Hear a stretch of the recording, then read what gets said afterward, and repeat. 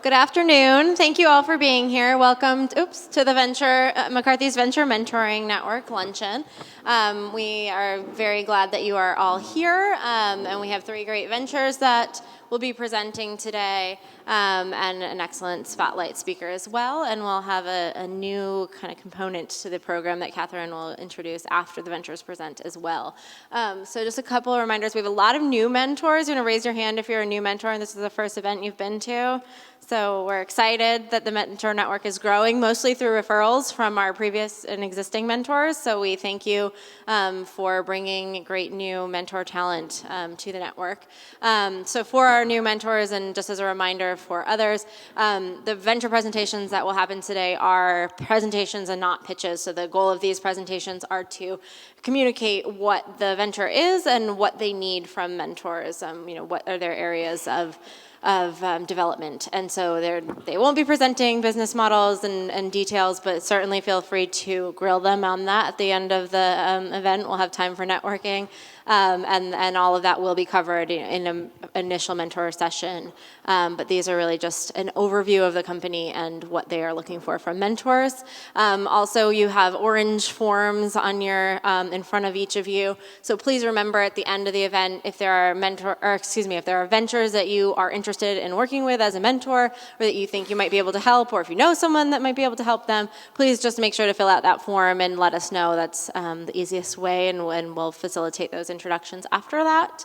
And then lastly, the Mass Challenge has been a longtime partner of Northeastern. We love them. We hope they love us. And so their deadline is coming up March 31st. I know some of the ventures that you're working with are applying. Robbie is here. Where's Robbie? Robbie's in the back. So Robbie is the director of marketing for Mass Challenge, and he came to support us and also to be a resource for any of you that might be working with a venture or are ventures in the room. If you're planning to apply to Mass Challenge, please find Robbie. And he can tell you, anything you need to know about the program or the application or anything like that. So those are our reminders. And then, without further ado, our spotlight speaker for today is Annika Morgan. She is the Altschuler-Meyer CEO of IDEA, which is Northeastern student-run venture accelerator. Hopefully most of you are somewhat familiar with IDEA, but we figured, especially for our new mentors and for those of you that may not have worked with IDEA directly in the past, IDEA is one of our closest university partners. A lot of the ventures, probably 95% of the ventures that have come through the Venture Mentoring Network are coming from IDEA, so it's important. We thought that you have an updated understanding of what IDEA is working on, as well as some of the other student-led initiatives on campus. So I will turn it over to Annika, and she will tell you all about that.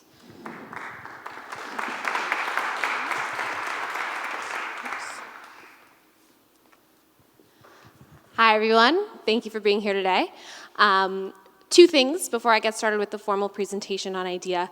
The first, which almost all of you know, is that Northeastern's core competency is experiential learning. And so IDEA and other programs that I'm talking about here are all a part of that experiential process, that learning by doing that's really so important to what we believe in here at Northeastern. So everything we do at this program is supplemental and tangential to the work that students are doing in the classroom or on co-op or alumni are doing in their full-time jobs. So this is completely above and beyond.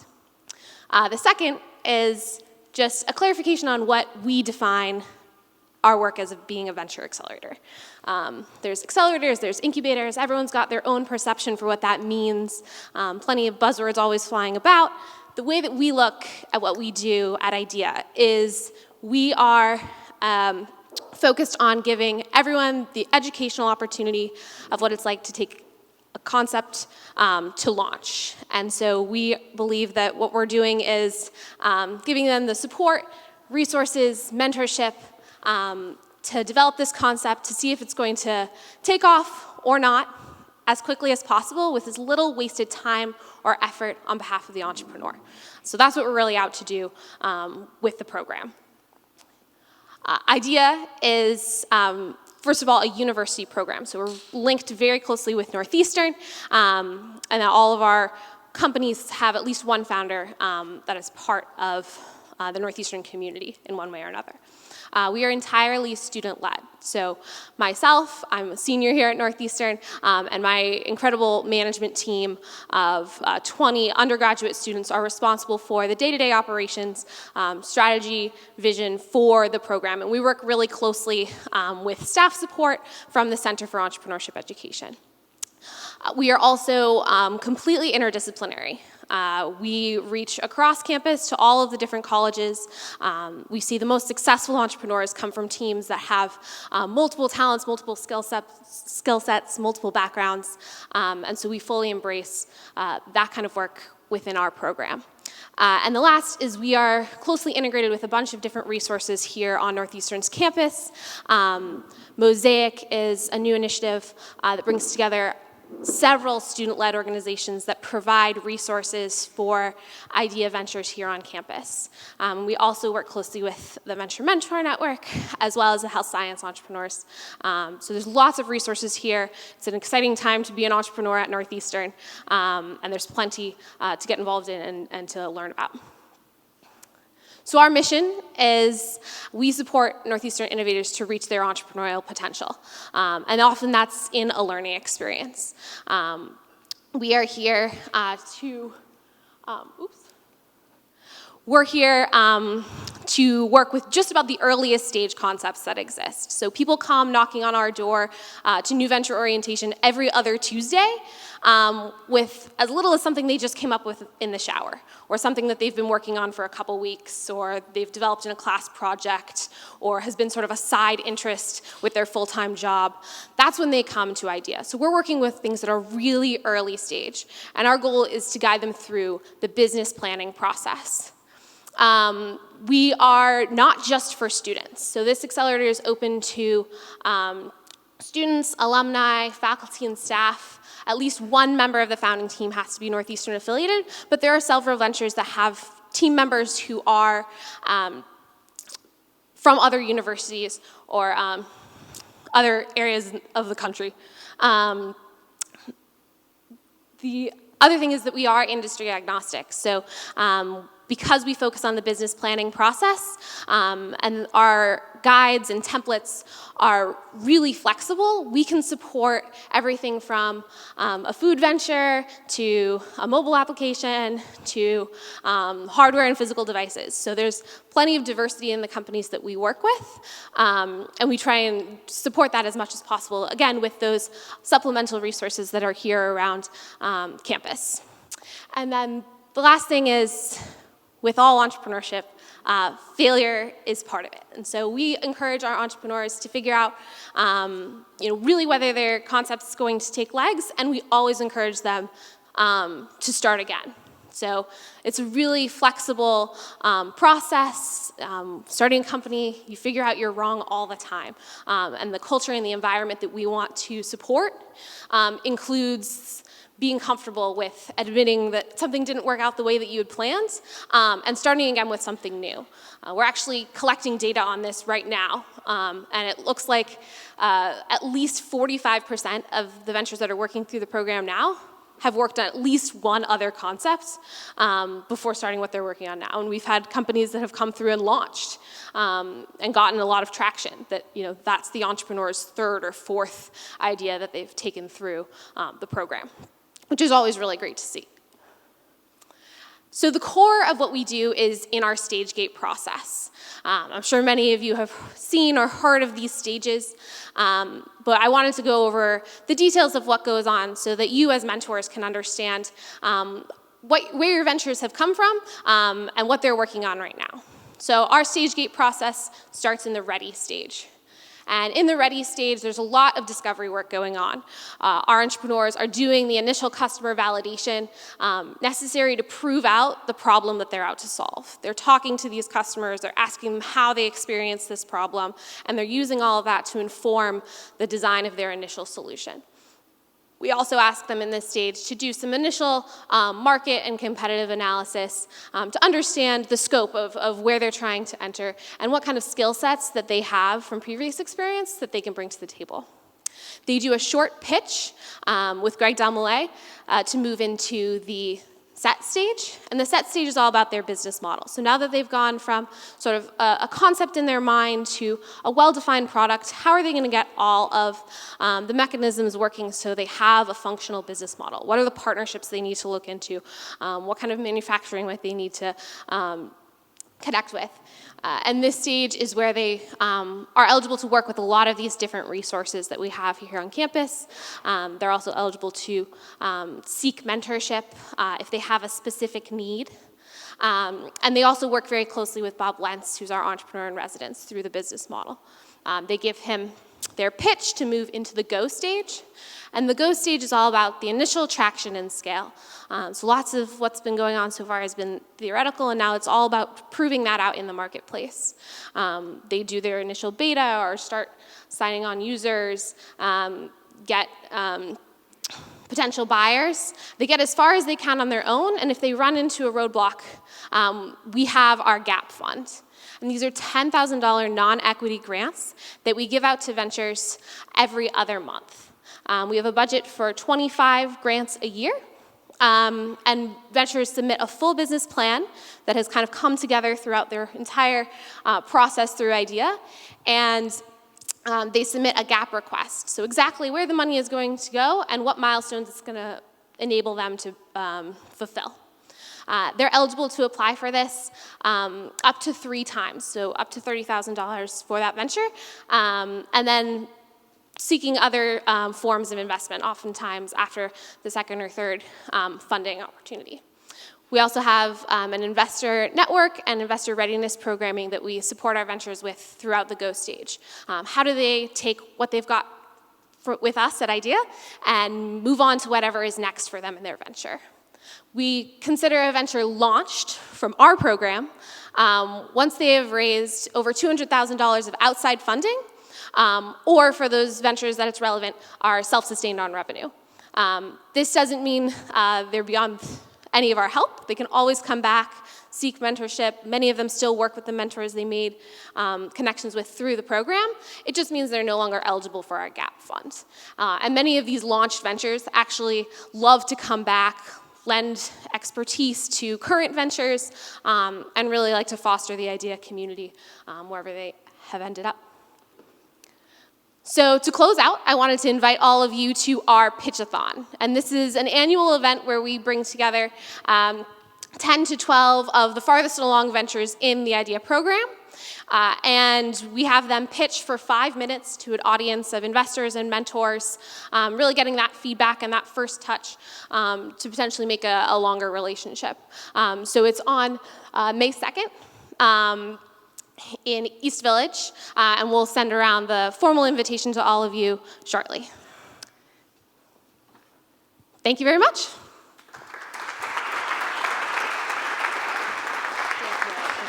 Thank you, Annika. Any questions for Annika? We'll have some time at the end to network, but any questions that you'd like to ask now? Steve?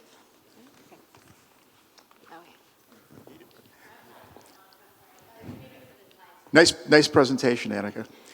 Can you discuss further the student-run groups, the support groups that fall under Mosaic? Definitely.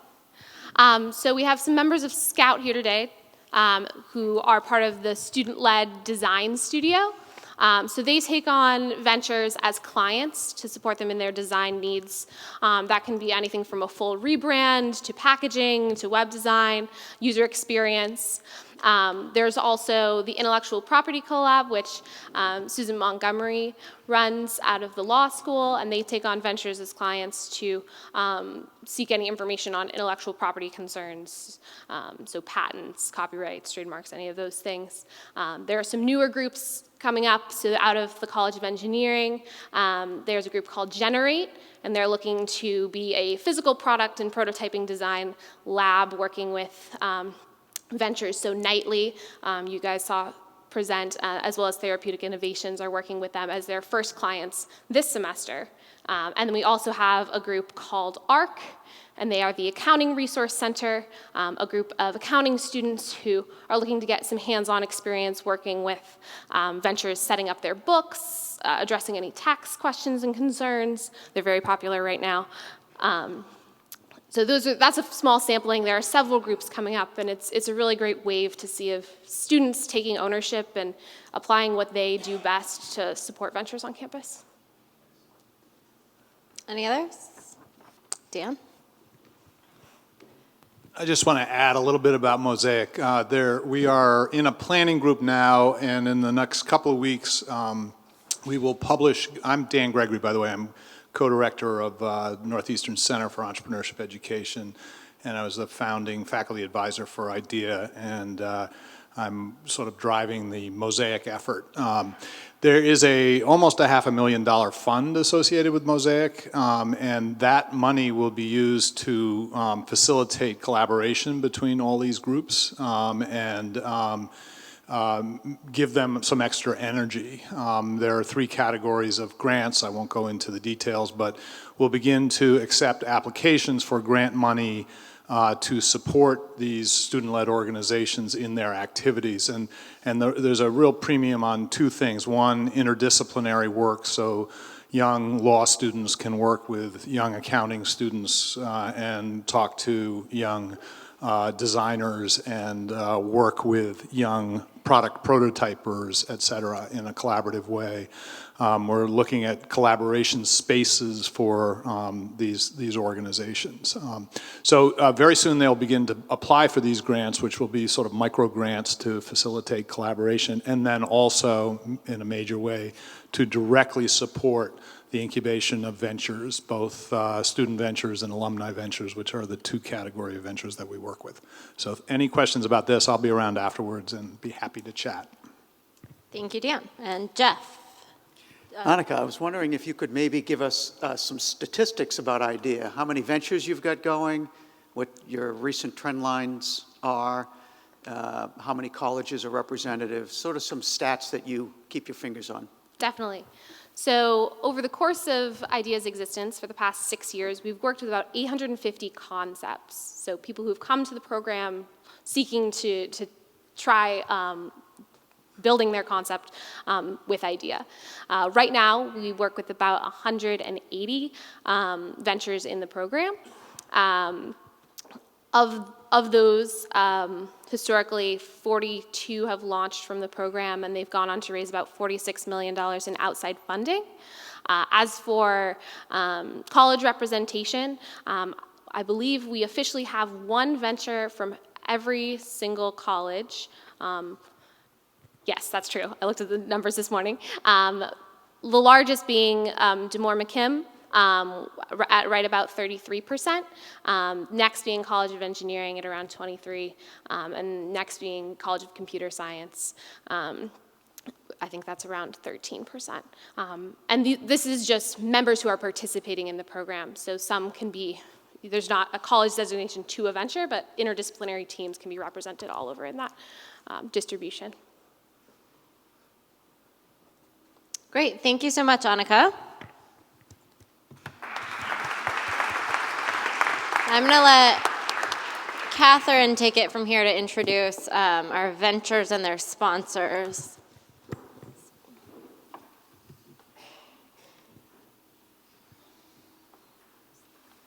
Thank you. So welcome again, welcome again, everyone. Welcome to our new mentors. I hope that you have been able to interact with some of our steering committee members and also existing mentors. And at the end of, towards the end of the presentation, we'll have a few mentors give a little chat about some of the experiences they're having on their individual teams. But first of all, we would like to present the 3 ventures who are going to talk to you about their businesses today. And first up, we have Blurr, which will be introduced by Greg Dalmolay, who's the Associate Director of Venture Incubation. Thank you. For those of you who don't know me, I'm Greg Dalmolay. I work in the Center for Entrepreneurship alongside Dan and many others that are gathered here today.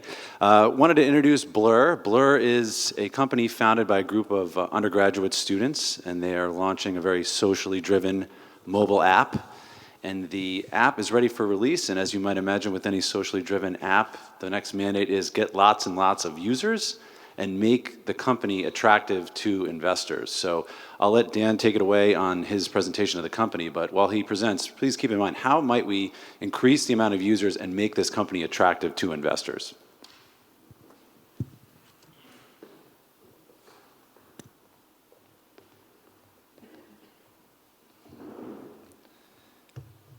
Thanks, Greg, for that introduction. My name is Dan Arvidsson, and I'm one of the co-founders of Blurr, and I'm going to get us kicked off with a little story. So I'm going to take you back to last February, 2015, snow up to here, and one of our best friends, my two co-founders and I, he was going to go on a study abroad to Australia. So being the good friends that we are, we decided to throw him an unbelievable going away party, Australia-themed. As you can see in this picture right here, we had inflatable crocodiles, kangaroos, everybody was dressed up, and it was probably one of the best days that we've had at Northeastern. We wake up the next morning, me and my two co-founders, Sam and Dan, we're grabbing breakfast, and we were trying to find this exact picture right here to put it on Instagram. And no matter how many people we texted, we couldn't find it. And the thing about a going away party is that there's tons of pictures being taken, right?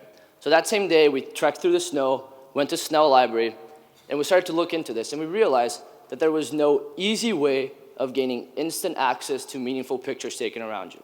So think of events like weddings, parties, fraternity socials, bars, clubs, or a going away party like this. So that's how we came up with Blurr. The product's gone through a ton of iterations, but the one thing that's always remained constant is that we're connecting users by being at the same place at the same time. So if you look at this picture right here, that's my co-founder, Sam. As soon as he takes that picture and presses add photo, all the people in the background, all our Blurr users in the background, will automatically get their picture to their phone. Some people call it magic, but there's obviously a process behind it. So how does it actually work? So you walk into an event, you press start Blurr, and it will show you exactly where you are and a radius around you. When you press start, every single picture taken by any Blurr user in that radius will automatically populate in a live feed for you. So it doesn't matter if I know you or not, as long as we're at the same place at the same time, those pictures will populate. You can take pictures through the app, and as soon as you take a picture, it automatically saves down to your camera roll, and then you can save and download any picture. When you press end Blurr, or you leave the radius that you set, the pictures will stay in the app for 24 hours.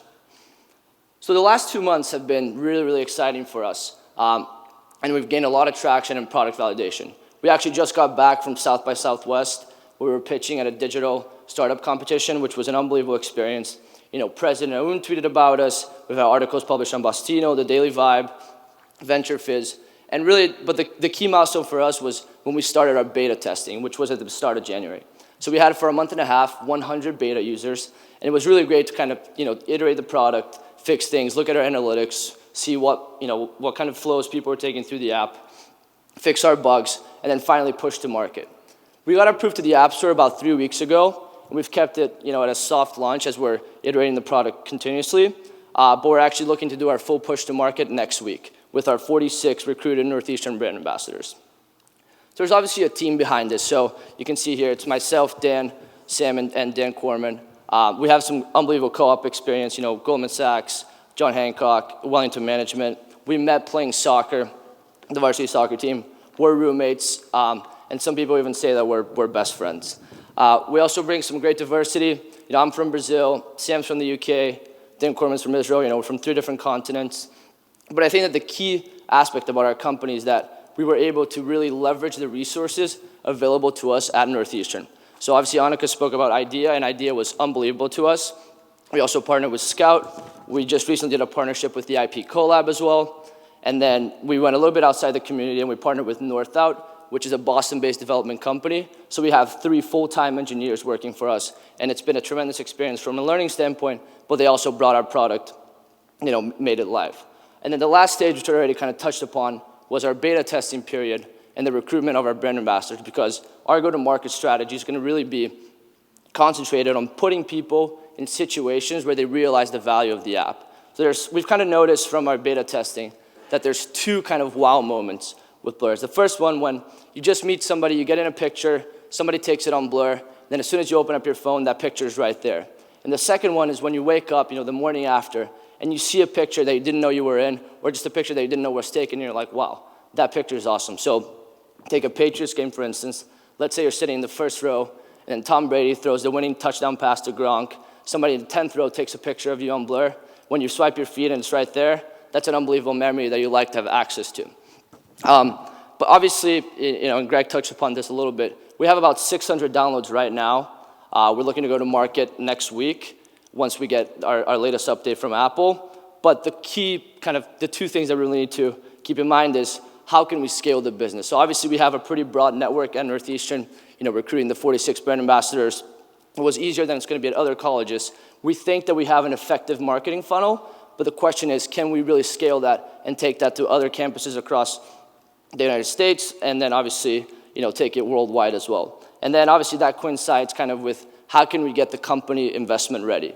So those two things are kind of where we are right now, because the next 3 to 4 months are going to be really essential to figure out whether, this is going to take off or not. Obviously, I have full confidence that it will. And we're live in the App Store. I encourage you, as soon as I'm done with this presentation, go download it, Blurr, B-L-U-R-R. And I hope you enjoy learning about the company. I'd like to open up to any questions.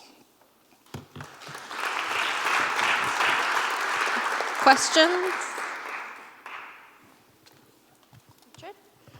Hi, my name is Richard Turcott. You said you have an effective marketing funnel. Can you elaborate on that a little bit? Yeah. So our marketing strategy is heavily reliant on brand ambassadors and social media. So I'll give you an example. So on Monday, we had an article published at News and Northeastern, and we had 40 people share that article on Facebook. We reached about 20,000 people, and we got over 2,500 clicks. So you can see that the percentage there, the conversion rate is quite good. And our brand ambassadors, we picked them from kind of different groups around campus. So we don't really care if we get 1 million downloads in 1 million different cities. The downloads have to be very concentrated. So we've told about 50, 60 people about the app, and we have 600 downloads. So you can see that people are then going and telling their friends, because it's a very socially engaging app. Thanks. Ann? Hi, Dan. Thanks for your great presentation. It's so exciting to see all this information you've given us. I just would like to find out if you can tell us a little bit about your partners and the roles they each play. Yeah. So I've been mainly in charge of business development and marketing. Sam's the CEO, and then Dan's been mainly involved with product. Court?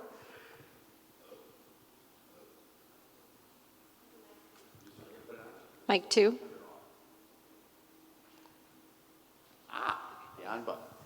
The on button. Hi, Court Davies. I have a question, and I don't want to play devil's advocate at all, but I want you to consider something. Yep. I work with a lot of apps, especially apps with photography involved. Millennials especially and younger are leaning more towards the Snapchat functionality right now because they don't want their pictures out there. So do you think that there's a potential privacy issue? Do you think there's a potential adoption issue because of that? Yeah, so I think the key difference about Blurr is that we're a public photo sharing platform, but in very small pockets of space. So that radius that I showed with the product, that's only 100 meters.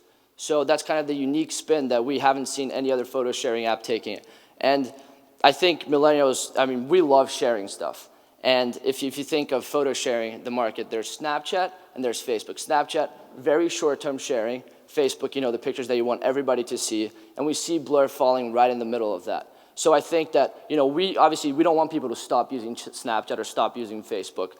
Blurr is going to be used in different situations. So after the networking event, if people are taking pictures and 4 of us get in a picture and it's taken on Blurr, everybody swipes their feed and that picture is there. That picture would never be taken on a platform like Snapchat. Snapchat, for a while, we were actually concerned that they were kind of heading our way and going to this kind of like hyper-located platform, but they've kind of completely changed their model now where they've started to really focus on like the silly pictures. So you can take a selfie with somebody and they do like a face swap, or they add, like different things on top of your head and stuff like that. So I think that the types of pictures is really the key differentiator here between us and some of the other competitors. One more question. Mimi? Hi, I'm Mimi Evans. I love this. I just tried to download it, and it's asking for like all my friends, all my pictures on Facebook. I'm just not sure. The other day I got an invitation to invite my dead father to LinkedIn because they accessed my address book. So I'm getting more and more hesitant. Maybe it's because I'm not a millennial. Can I do Blurr without giving you access to all my information is what I'm asking. So we've integrated Blurr with Facebook primarily because actually when we were doing our customer validation through IDEA, people said, you know what happens when you go to a concert and there's 1,000 pictures being taken and you don't want to look through all of them. You want to find one that your Facebook or your friend took. So we integrated with Facebook, so the feed is divided into all the pictures, your Facebook friends' pictures, and the pictures that you took. So it's an easy way of kind of filtering it without adding extra hassle to users. But unfortunately, as of right now, you can only log in through Facebook. We're going to add other platforms, you know, your email, Instagram, Twitter, because that's some of the feedback that we've gotten from our users, and then create, instead of being just a Facebook friends feed, like more of like a social feed. But as of right now, and I'm sorry, but you can only log in through Facebook. Thank you. So we will have time at the end for you to chat one-on-one with the ventures, but we're going to move on to the next venture just for the sake of time. So thank you very much. Yeah, thanks a lot.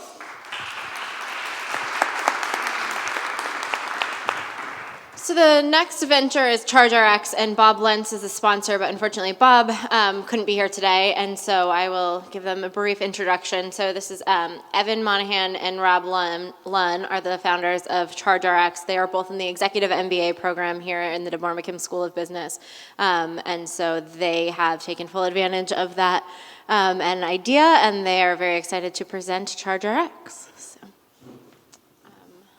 Thank you. Just like to let the suspension build for a few moments here. So my name is Rob Lunn, and this is Evan Monahan, and we are both executive MBA students, and we're both graduating in May, and the two of us represent the co-founders of ChargeRX. ChargeRX is a mobile device charging platform, hyper-focused into the healthcare space, providing portable power when it matters most.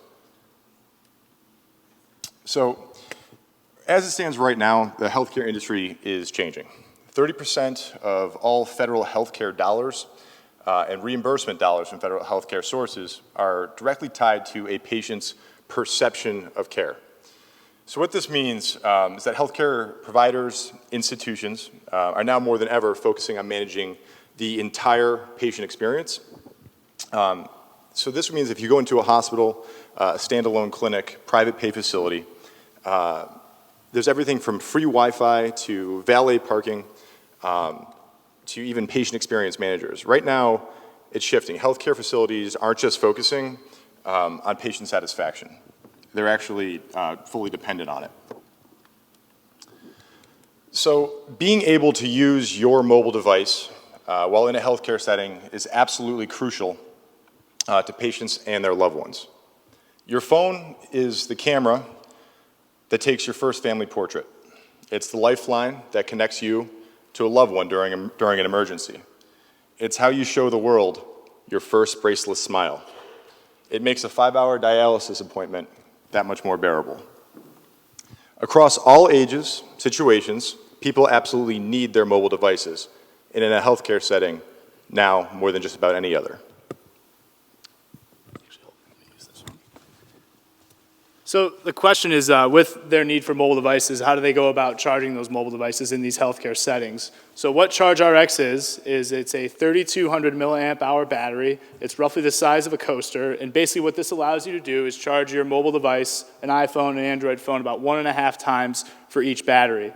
The beauty of these is they have built-in cables for iPhone and micro USB. So this will support any Android device and any Apple device. But let's say Apple comes out with the iPhone 7, it's a totally new cable system. The beauty of these is they pop out and we can swap in any USB device that comes in the future, or in the case of a couple locations we've tested at, older devices such as iPhone 4s, we'll still be able to utilize the ChargeRX solution.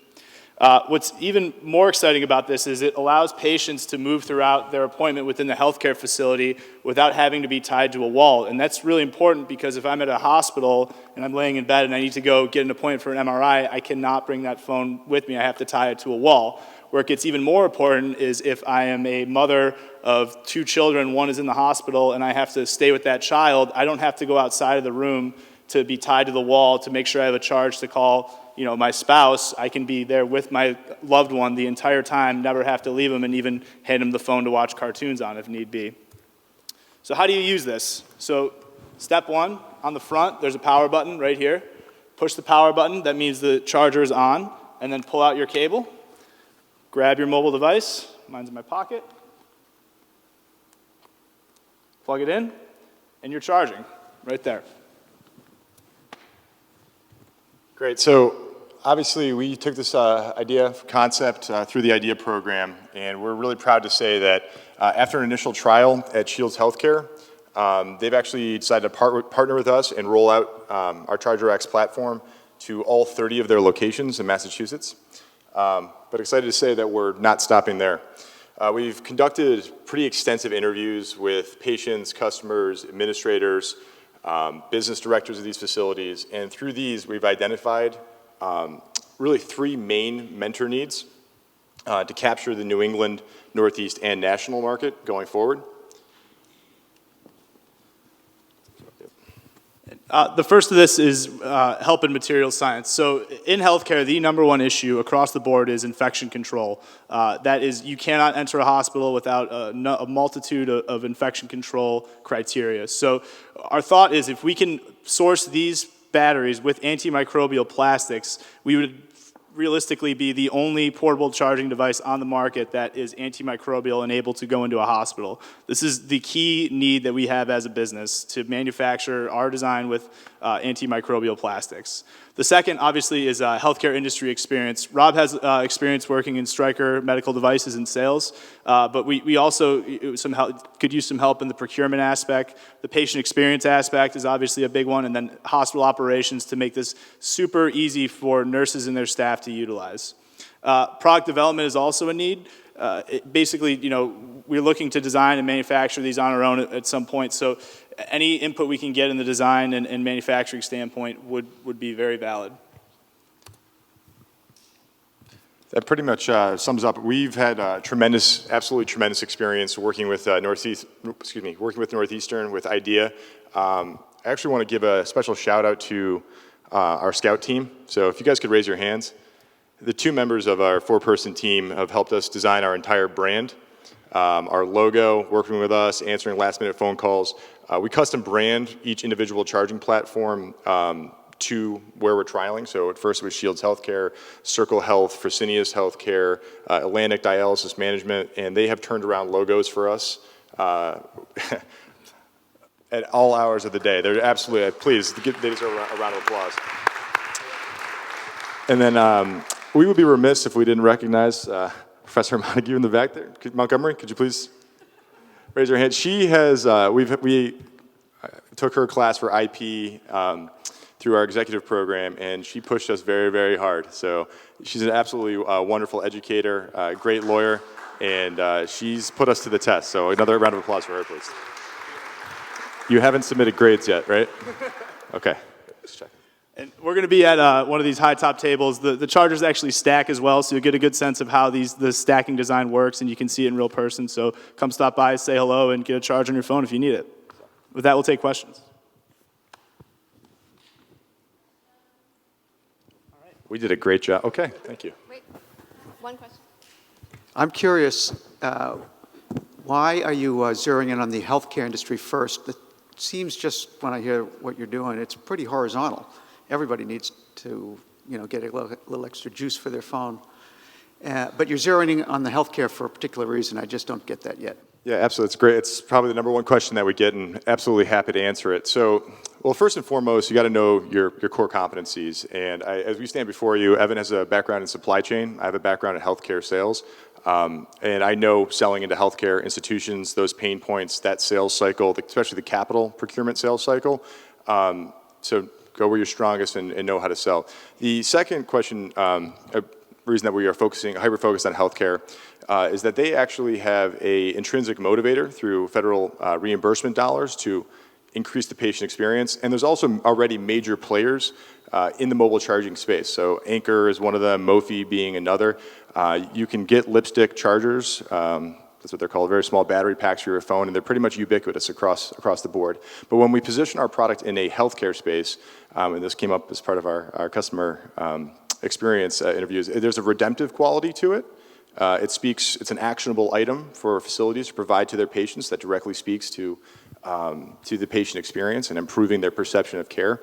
And lastly, when we end up getting these sourced with an antimicrobial plastic, we'll be the world's first antimicrobial charger.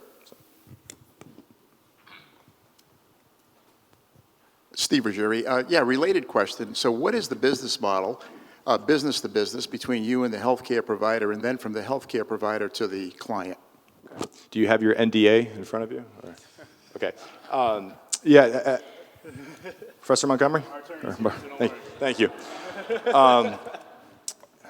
I'm violating trade secret now, just like that. Great. Well, we have two models. We have a capital sales cycle as well as an operational budgetary impact, meaning a one-time purchase by the hospital based on per platform cost. And then we have a residual that trails that. Like I said, we print custom labels.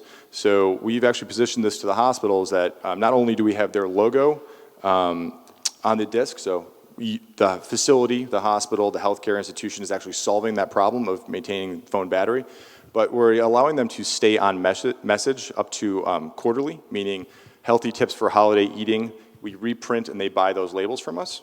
We also have a monthly payment option where they don't actually own the device. In high traffic, high turnover, high dead loss areas, meaning like emergency rooms where there's a large transient patient population, those facilities are more likely to try and source or buy our product on a monthly subscription basis where we can indemnify up to 20 to 30% loss. And then within that model, we're turning over with pretty strong revenue streams, but we also have the trailing base business of the labels as well. It really, and quite honestly, it comes down to the size of the facility and where they are with their capital budgeting process. Some people like to have that capital asset on their books. Others like to book it as an operational expense.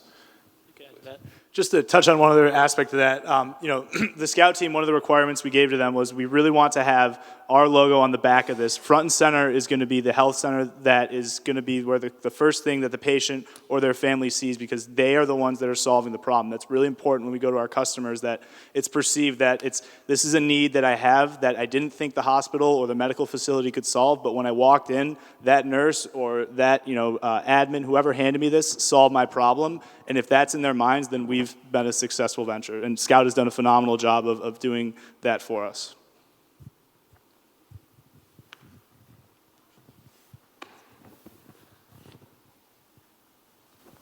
Hi, I'm Mark Doxer. Just a couple of quick questions. I'm wondering if your customers told you there was a need for tracking for the devices so they know where they are in the hospital, because it sounds like they might disappear. Let me give you a second piece, unrelated but related. You talk about bleach cleaning, and antimicrobials. I'm sure that's crucial for them. Did you look into UV or other ways of cleaning and maybe building that into the device? Yes, two great questions. So to address the second part, validation at 1 to 100 bleach solution, which is our third slide, is pretty much industry standard for the dialysis space. As far as UV cleaning, the reason that we're looking towards sourcing inherent to the plastic or the silicone to those components is because the UV cleaning process doesn't touch the inside and inner exposure parts, right? So it's all external facing, so that's part of it. And your first part of your question? Oh, tracking, yes. So tracking is definitely an issue. From a first generation cost containment standpoint, we looked at using RFID tracking, right? Can we set up, much similar to a department store as you're walking in and out, can we track individual usage? So primarily for theft or loss prevention. We didn't have this integrated into our first generation, so we've actually taken to using human engineering factors, meaning we have this sitting behind a desk. No, actually, that's a great idea, handcuffing to someone. No, we have admins, when they hand the disc out, writing the patient's name down, not really writing their patient's name, they get into HIPAA and that sort of thing, but an identifying factor for them, which is a patient ID number.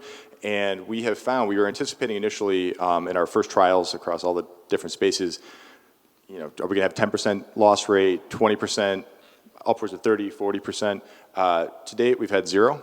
And it's simply just because people are seeing their names written down and they want to exchange that. We had one woman walk out the door with it and then call up in a panic, "I'll be right back, I'm going to return it, I have to drop my kids up and I'm so sorry, I need to get my name off that list." So that's part of it. But we are absolutely in spaces where we're going to have a larger sort of critical mass of these charging discs kind of floating around. RFID tech is absolutely pertinent. And then also from a tracking standpoint, right, we're pretty analog right now, but we want to have a deeper dive into patient utilization as well as duration, that sort of thing. Great question. What's the battery technology, and how many charges can one battery provide, and what happens when the battery's dead? So it's a lithium-ion battery, pretty standard across the industry. From a cost standpoint, that's the standard to go with right now. Lithium's actually one of the few that's kind of steady price commodities right now, but lithium-ion is the standard, and that's what we are going to continue to go with. In terms of knowing when the battery's dead, it actually has when you see it on the stack, when you go to stack these, there's actually an LED on the outside, so you can tell just with one glance at a stack, if it's a blue light, that means it is fully charged. If it's a red light, that means that battery still is taking in power.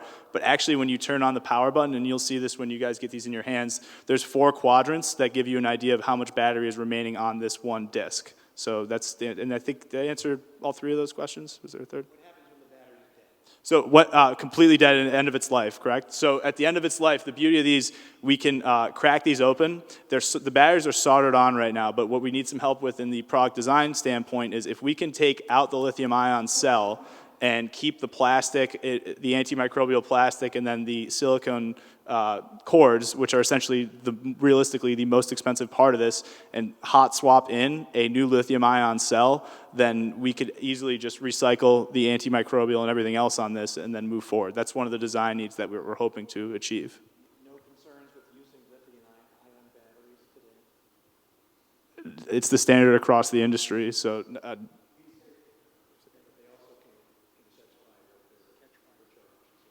We're fully insured. yeah.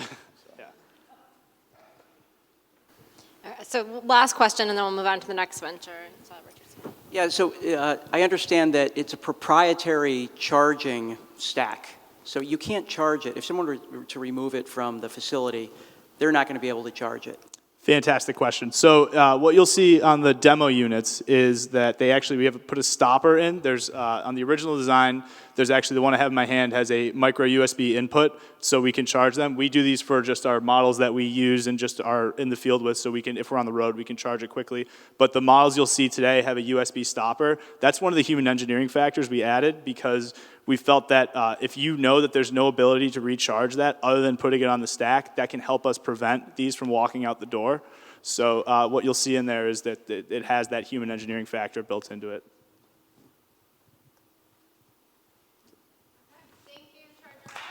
Thank you.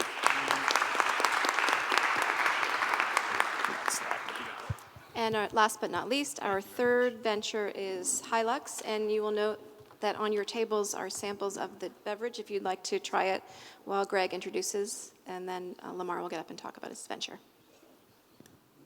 Yeah, so I'm here to introduce Lamar from Hylux. There should be some samples in the middle of the table, so please have a sip right now or while Lamar is talking. But Lamar is another undergraduate founding a venture and entering a very competitive space. And I think he's done a really nice job of getting the product completed and out in the marketplace. And we're at a phase now where how can he take his experience and the work that he's put into developing this product for a niche in this beverage market and get some distribution channels going that'll let him scale up the business. So Lamar will tell you his backstory and how he developed this product and who it's for specifically and the traction he's had so far. But I think that he could really use some help with anybody who's had experience launching and scaling a product like this. So without further ado, Lamar.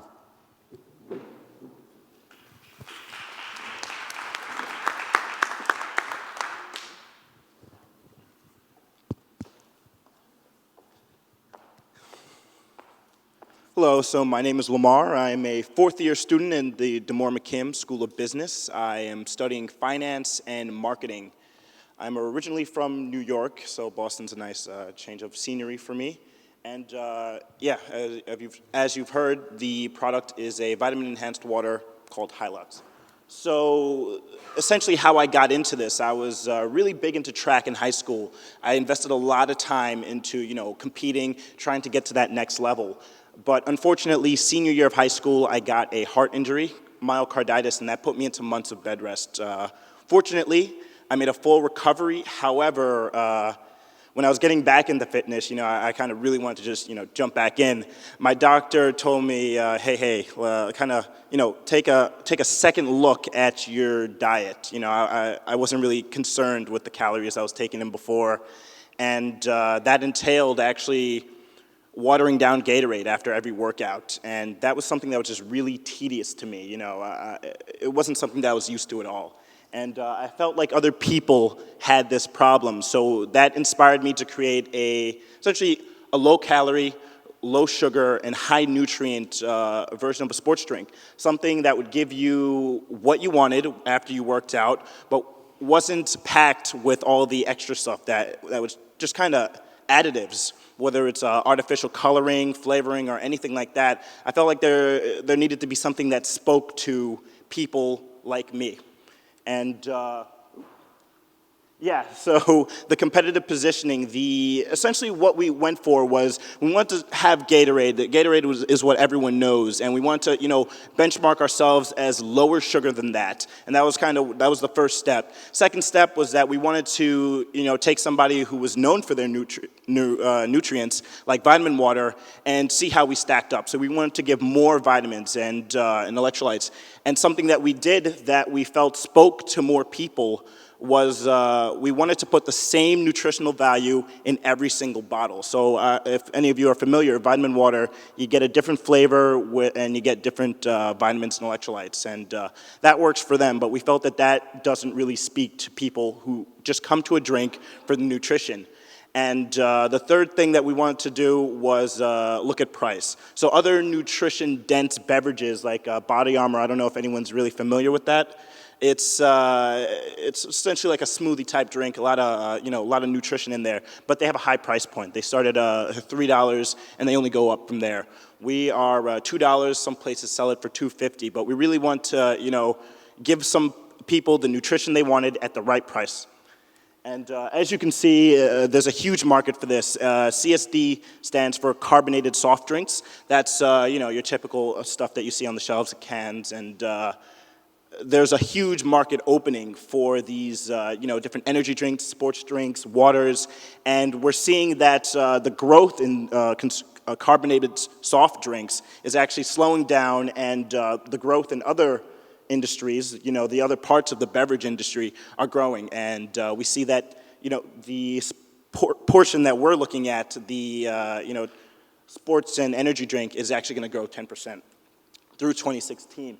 And the people who we really focus on are essentially people who understand the concept that you have to pay a little bit to get the most out of your health. So people who are familiar with things like multivitamins, protein shakes, people who get that, the standard for health, you can raise that by, putting out a little bit of money.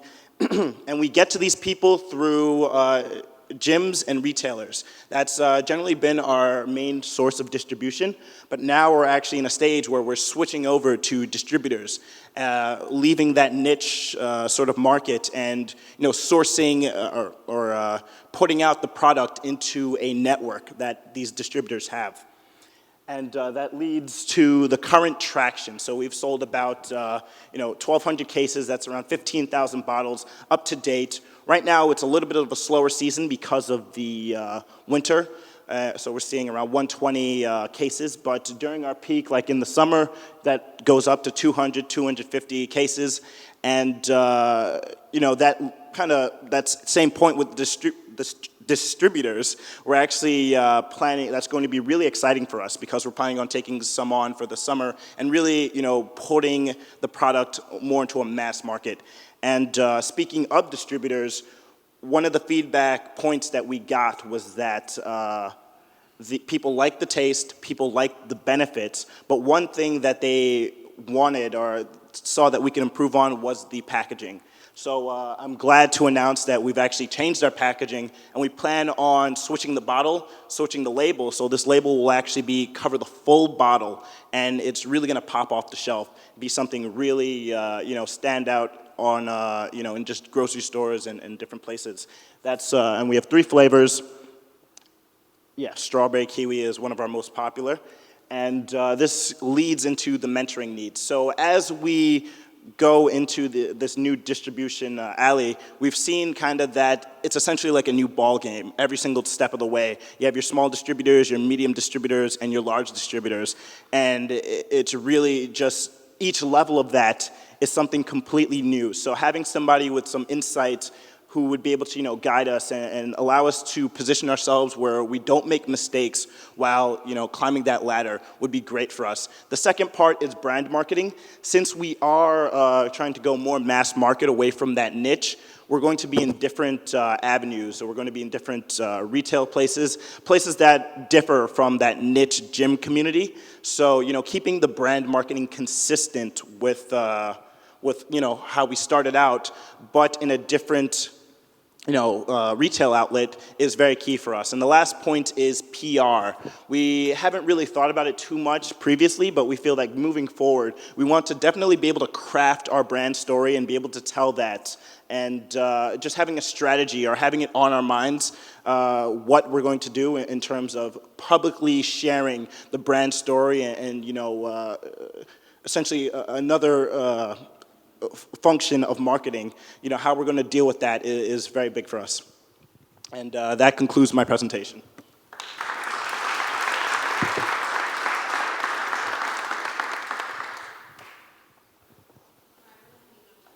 Absolutely. Thanks. So, tastes great. Awesome. Thank you. Thank you very much. So I'm obviously another venture here, so I'm not sure if I'm speaking out of turn, but I have a couple of questions for you. First and foremost, so I'm a former college athlete. Seems like you have a pretty tremendous opportunity here at Northeastern, and you said you're moving away from the gym channels, right? You want to get into mass distribution. At that point, you're fighting for shelf space, right? Against the big boys, your distributors are also taking a cut. In the gym space, have you considered partnering with Northeastern, with their health sciences, with their athletic performance department, to get some validation, to get it in the hands of even campus tastemakers, meaning athletes, those people, and then possibly hyper-focusing in that space till you really build your brand validation, right, with athletes, collegiate, professional. My future wife is an executive at Reebok.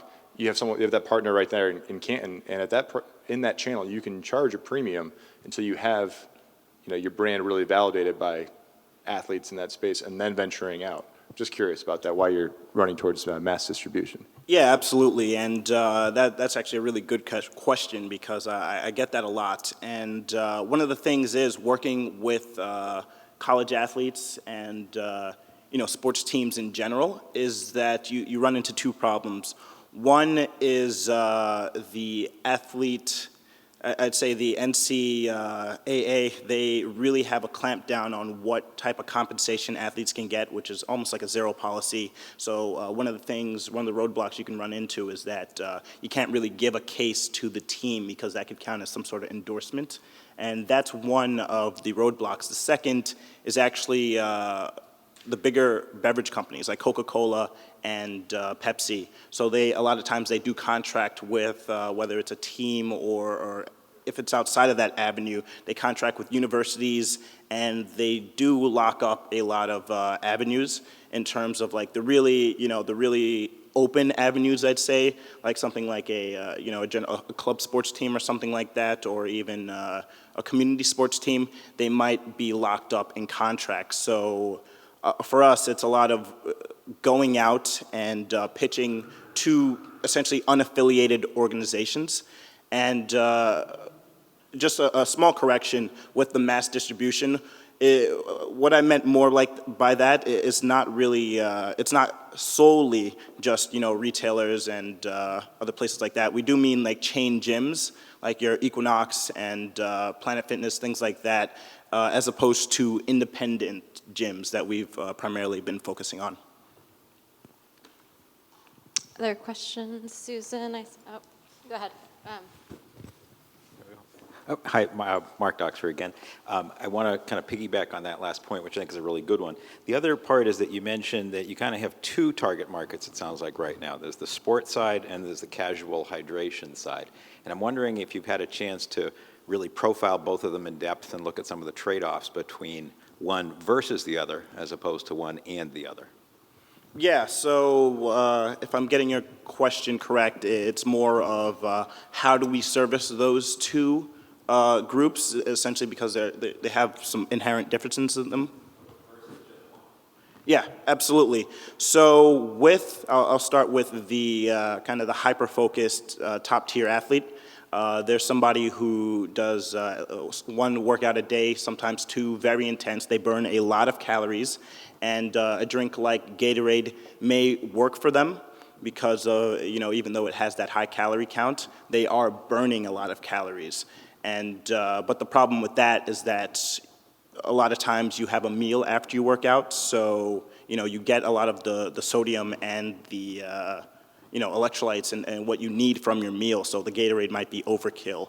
And that's really where we come in with the drink for that group of people, because you definitely want those electrolytes, those vitamins and things, but having a meal after might just completely throw off that whole plan from a nutrition and a dietary standpoint. The casual person, somebody who tries to recreationally stay in fit, they aren't burning as many calories during every workout, but at the same time, they are doing things to look at their diet, whether it's cutting out soda or eating, changing what they have for lunch. They do have a lot more leeway. We're seeing as the trend goes, they have a lot more leeway in their diet, and they're switching to things like low calorie or zero calorie drinks to supplement that whole new mindset that they have of, I used to drink a soda, but now I'm going to do something, a juice or a lightly flavored drink. So that's where the two kind of combine, or that's how we kind of, assess the two. The drink from a nutritional standpoint is pretty flexible, and that's one of the things that we're really going for. Something like Gatorade is a little too focused on the high end, and we found that that doesn't speak to the general population. So I hate to pile on, but this is another target customer question. And I have no experience as a former athlete, but I do have experience caring for 97-year-old parents and encountered all kinds of product needs I had never known of and have since become aware of the size of that population. And when I saw your slide with your 3 competitive advantages, it was like, I have stood in the aisle looking for that product. And there is no seasonal fluctuation when you are elderly. You need the hydration, you need the triple electrolytes, you don't really want the sugar, and you care about the price point. And you have lots of people telling you. You have doctors, you have visiting nurses, you have health insurance, you have lots of people encouraging you to use something like this product, but it's not out there. Have you thought about that? So your question's more on the distribution of, or? Have you thought about targeting the elderly instead of young athletes? Not necessarily, actually. The elderly would be, the drink would be accessible in a more mainstream setting to the elderly, but we haven't actually really, really dug down and focused on them specifically, at least now. I know that something down the line, like partnering with, I've even heard dentists as well, with because they have a concern with some of the drinks that people have with their teeth. Partnering with those type of health professionals, doctors and dentists, is something we'd like to do down the line, but I feel like from a strategic standpoint, I'd want to get the drink out more, a little bit more traction to be able to have a lot more leverage when it comes to that, because one of the things is with professionals, there's a lot on the line with their recommendations. So I feel like they'd want a little bit more, I'd say, validation before they really move forward and give that endorsement. So one final question from Dan, and we will have time afterwards. Yeah, first of all, nice job presenting. Thank you. And I'm just wondering, I hadn't heard anything, maybe I'm missing it in the presentation or on the bottle. Who is responsible for the formulation? We don't teach that in Demoma Kim, I know.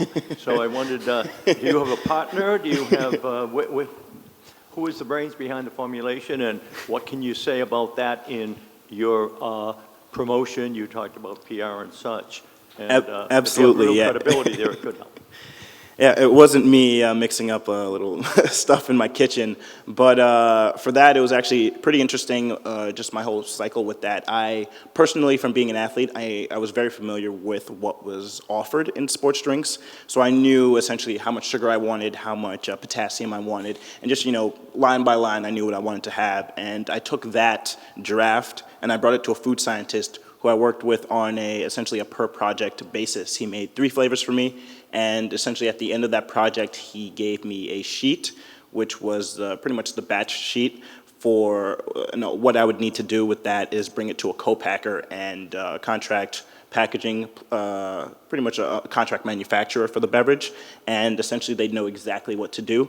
So with that sheet, I can go anywhere in the country, any other country, give it to a co-packer, and they will know exactly how to make it. And that's essentially what I contracted and paid that person for, essentially development work. Thank you. So I know I did see a couple other hands, but I want to move on to the last section of the program. When we do wrap, we're going to have Hylux at this high top table here. We'll have some more samples if haven't had a chance to try it yet. We have ChargeRX in the back and Blurr here, so please make sure to find the ventures and talk to them one-on-one if you have more questions. But Catherine's going to introduce a new section to the program that we're testing out today. So since we are a network, one of the benefits of being part of a network is having the opportunity to share your learning, your experiences, and grow together as a group of mentors.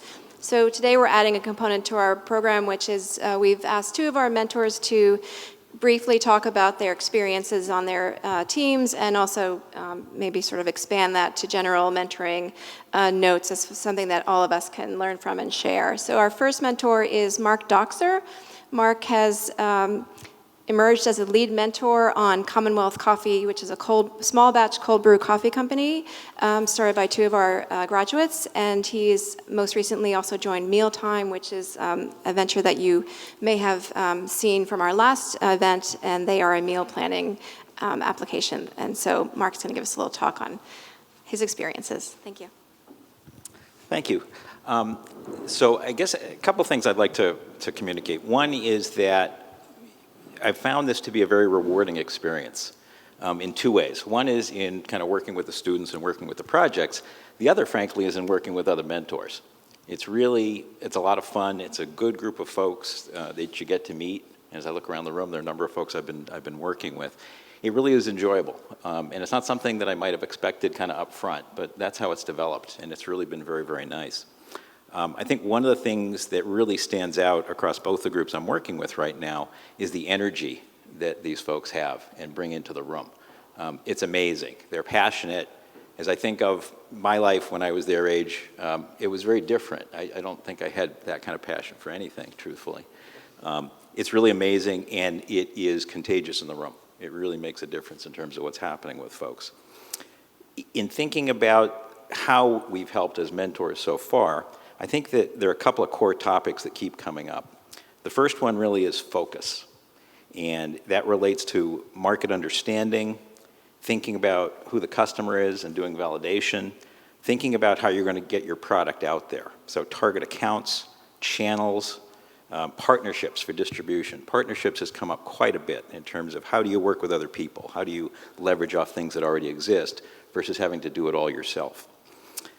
The second core theme has been how to evaluate potential strategies, how to do the trade-offs, how to look at risks, rewards, trade-offs across different things, and just kind of analyze that internally. Think about it, and then literally what we've been encouraging these folks to do is write it down and look at it. A whiteboard is a great vehicle for doing that, and just see it side by side, and very quickly sometimes you get to the answer that you didn't see yourself because you were just kind of so down in the weeds.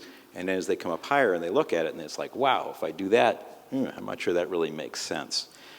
That's related to distribution channels. In one case, it's related to locations and thinking about, gee, should I just be in this market or should I look at other markets? Third category has been legal issues. Simple things like NDAs, contracts, and making sure that you utilize university resources. Even founders agreements, all the what we might consider to be basic paperwork is really crucial, and to be thinking about it. Just to I noticed one of the groups talked a lot about NDAs, and spot on. That's great. Fourth topic, understanding the business and the drivers of the business. So part of this was financial modeling, to actually sit down and kind of look at how the business runs, put it on paper, and find out what's the true cost of running the business. In most cases, the entrepreneurs aren't yet taking any money out, so you're not getting a real look at kind of how the business would be on a sustainable basis. And part of that, too, is what's the value of the founder's time? Where are the highest priorities? So in a lot of cases, the founders are doing everything, right? You're wearing all the hats, you're out there, you're selling, you're doing, you're making. And as they're starting to grow, and in the case of Commonwealth, got to the point where they're out there getting everything established, and at the same time they're literally making the stuff in the back room. They're only 24 hours in a day and 7 days in a week, and there's nothing you can do about that. You can't make that any bigger. So at some point the decision is, where is the best use of the founder's time? Is it in sales and marketing, building the business? Is it in the back room, bottling products and things like that? So that was something that really came to the fore. Last piece of that was growing and scaling and understanding where do you reach capacity constraints, what options do you have? Can you think out of the box? So as you think about Commonwealth Coffee, one of the things was, who else makes small batches of perishable liquids? And some of us might think about beer pretty quickly, and there are plenty of other beverages as well. So that was a kind of a good area. On mealtime, I think very similar in a lot of ways, focus, segmentation and targeting. Trying not to be overly ambitious, making sure you've got one focused piece that you can just nail first. And last piece I would add, just in something that I kind of really believe in, guerrilla research. You got to go out there and you got to talk to people. You got to, show it to them, ask them, not be afraid, find out everything that you can. You don't necessarily have to pay for focus groups and other things in the very beginning. Just go out there and talk to folks. And I think that we've got a lot of ahas in just kind of thinking about that. So overall, experience has been fantastic. It's been fun. I'm glad I've taken on a second one right now, and happy to answer any questions later. Thanks. Thank you, Mark. And our, Dan, question? Yeah, I can hold across the table to Mark, but Mark, if a venture has come through idea, you mentioned having a business plan and having a business model and particularly having tested the market and going out and talking to customers. Have you found that they've done some of that, maybe not enough of that, or we're just thinking about what's happening in the processes in idea? What would you have found to be the major failing or lacking? Let me just reach across this way.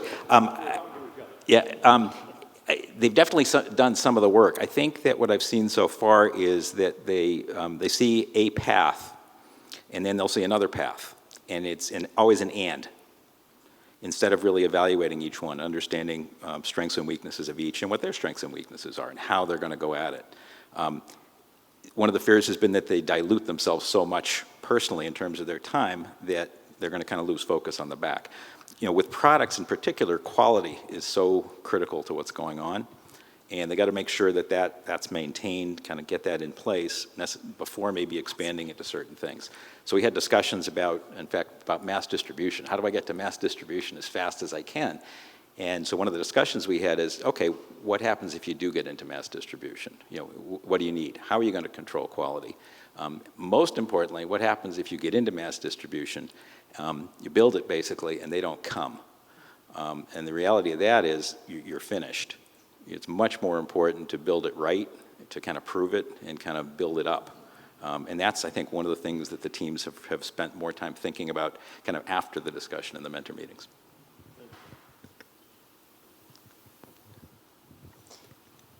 Okay, and our second mentor today is Bill Mayo, who is also a member of our steering committee, and he has emerged as the lead mentor on Idioma, which is a language learning app. You may have seen that presentation back in November. Thank you. I'll stand up a little bit so I can see everyone and just kind of stretch too. So I'm going to ignore my notes, which are carefully written down here as things were kind of going on. I thought of what to think, because exactly what Mark said is all the same stuff we found, literally like word for word. Help him focus, help him think about his legal structure, help him deal with all this kind of stuff. And what So with all that said, all that kind of implied in there, what's landed most for me as my ability to add to this is that in many ways I'm the opposite of John, right? John is 19-ish, I'm not. John has like a digital native, I'm not. John has an incredibly clear vision for what he's going to create out of this app and this community he's going to create and where it's going to go on, at least in his own head. I'm not in his head.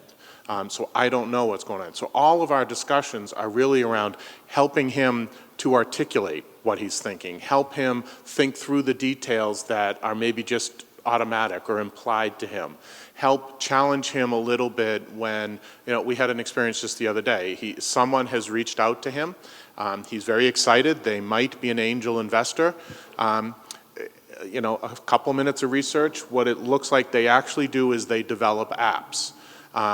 And after they develop apps, they may or may not actually invest. So just kind of say, John, your 19-year-old enthusiasm is wonderful. Like, that's great. You really got something going on here. You're getting traction with your app. You're getting people to sign up. You've got a vision. Make sure you've got some structure around this before you fly down to wherever they were from, and this tightly knit family firm, which is two brothers and a sister, who, kind of, I don't know, take your app. So it's a lot of that kind of experience and just helping him think more articulately is kind of what I feel like I'm adding in that. So for anyone who's hesitant to jump into a thing because you're like, oh, wow, I don't know a lot about apps, or I don't know a lot about the food industry, or I don't know a lot about this, think hard about the experiences you've had in your 10, 20, 35-year career and what you might be able to add to someone. So jump in, I guess, is what I want to say. Thank you, Bill. Thank you. So we do want to open up the floor for any other thoughts in our mentor notes column. I'm a little conscious of time, so does anyone want to add any brief comments in like 45 seconds or less? We'll have more time at future meetings. I just want to make sure there's enough time for you to chat one-on-one with the ventures and one another and get to know. Any takers that want to add to the mentor notes for today? Okay, well then just a couple of quick reminders. Please fill out your orange forms if you have any interest in working with the ventures that presented today, or if you think that you can contribute through introductions or any way, shape, or form. And then also we have a number of events coming up. We have the save the date. So on April 7th, which I think is a Thursday, we have Northeastern's annual Research, Innovation, and Scholarship Expo. Particularly those of you that are interested in the work that's coming out of Northeastern's labs, this is a great event to go. It's a great expo. There's, I think, usually over 300 presenters, almost entirely coming out of Northeastern's research labs. And I think they're doing, again, the Innovation Alley, which are the most commercially viable research projects. So that'll be really interesting. I think some of you already have been roped in as judges for that, so it should be a great event. Please mark your calendars for that. On April 11th, Health Science Entrepreneurs is hosting an event that will address the digital health industry transformation. Eliza, where are you? She's gone. Oh, she took off. But Eliza and Julie Norton are the point people for that. And I don't know if there's anyone here that could speak more to that event. Anne, are you?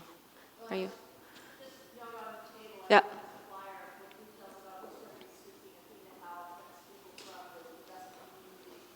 Yeah, so just grab those flyers on your table, and then Annika talked about Pitchathon on May 2nd, and we have our next lunch on May 18th. And just one quick note for our steering committee, if you could just let us know if you're available on April 20th for the next meeting. Thank you. Just a little bit more on that. If you could RSVP to the note that was sent around to the steering committee. And one final thing to all mentors regarding Pitchathon. One of our hidden hopes, not so hidden hopes, is that you will connect with people who you know who are truly angels and invite them. Bring 2 or 3 buddies along because the real challenge for a lot of the ventures that get through our processes and look to investors is finding someone who truly is willing to invest between $250,000 and $1 million in a seed round. That's an important place, and some of the large angel networks are groups of angels who, when collectively, and no slam against them, when they organize collectively, they tend to act like larger organizations. So individual angels really are needed to come to Pitch-a-thon. So I just wanted to make that pitch to the mentors. We know that you may or may not be investors, but we know that you have friends who are. So bring them along and expand our network. Thank you very much for coming today.